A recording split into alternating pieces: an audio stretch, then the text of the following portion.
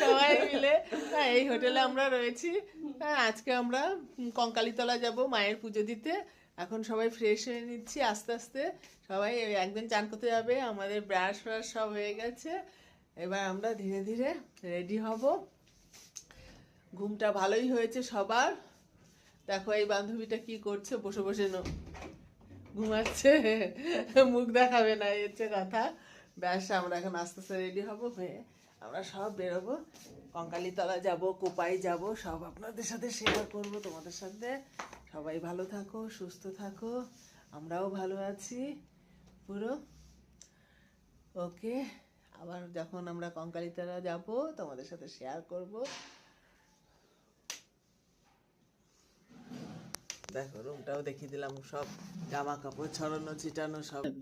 আমার নাম সার্চ করলেই চলে আসবে।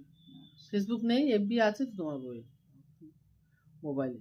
আমি সব কিচ্ছু জানি না। আমিও তো জানতাম। আমরা এখন হোটেল থেকে বেরিয়ে পড়েছি, যাচ্ছি কঙ্কালীতলা মায়ের পুজো দিতে।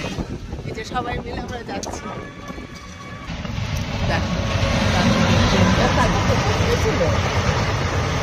দোকান থেকে ডালাগুলো নিয়ে নিলাম, আমরা পুজো যাচ্ছি। তোমরা এলে এই দিদির দোকানে চলে আসবে। এই দিদির দোকানের নাম হচ্ছে মা একান্নময়ী পূজা ভান্ডার। এখানে চলে আসবে, খুব ভালো।